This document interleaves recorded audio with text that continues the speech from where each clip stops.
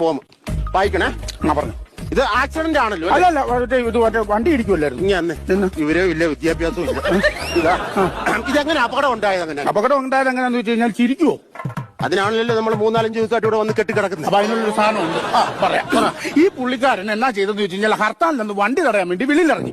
അപ്പൊ ഇവരുടെ അവിടെ വീട്ടിലൊരു കയറ്റത്തിന്റെ അവിടെ ഒരു റോഡ് പണി നടക്കുകയായിരുന്നു. അപ്പൊ ഈ റോഡ് ഓടിച്ചോണ്ടിരുന്ന മനുഷ്യൻ നോക്കാൻ നേരത്തെ സമരക്കാർ വരുന്നെന്ന് പറഞ്ഞ് ഈ പുള്ളി ഈ വണ്ടിയിൽ ഇറങ്ങി ഒറ്റ ഓട്ടം. അപ്പൊ ഈ പുള്ളി ഞെളിഞ്ഞ് നിൽക്കുക, ഞാൻ ഈ വണ്ടി തടയുമെന്ന് പറഞ്ഞ ഒറ്റ നിപ്പായിരുന്നു. വന്ന് ഈ പുള്ളിയുടെ അടുത്തെത്തിയപ്പോ ദൈവഭാഗ്യം എന്ന് പറഞ്ഞ വലിയൊരു മാങ്ങാപ്പഴം ഇതിന്റെ ഇടയിലോട്ട് വന്നിട്ട് ഇങ്ങനെ സ്റ്റക്കായി ആ വണ്ടി അവിടെ നിന്നു. അപ്പൊ ഇടിച്ചില്ല? തട്ടിന്ന് പറഞ്ഞ് ഇങ്ങനെ നിൽക്കുക. അപ്പൊ ഇടിച്ചിട്ടില്ല? ഇല്ല. അപ്പൊ പുറകിന് വന്ന വണ്ടി ഇടിച്ചല്ലേ? അല്ലെന്ന്, പിന്നെ റോഡിലാണ് ഇടിച്ചത്. അപ്പൊ പിന്നെ അങ്ങനെ ഇടിച്ചെന്ന് പറഞ്ഞാൽ സ്റ്റക്കായിട്ട് നിൽക്കുമല്ലേ വണ്ടി? ഈ സ്റ്റക്കായിട്ട് നിന്ന സമയത്ത് ഈ കിഴങ്ങനെ ഓടണം. പുള്ളി ആയി മാങ്ങാപ്പഴമെന്നും പറഞ്ഞോണ്ട് അത് എടുത്തതാ.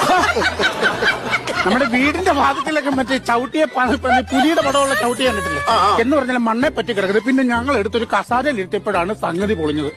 എല്ലാം പൊടിഞ്ഞു കാരണം ഊർന്നങ്ങ് പോയി. ഇപ്പൊ കുളിച്ച്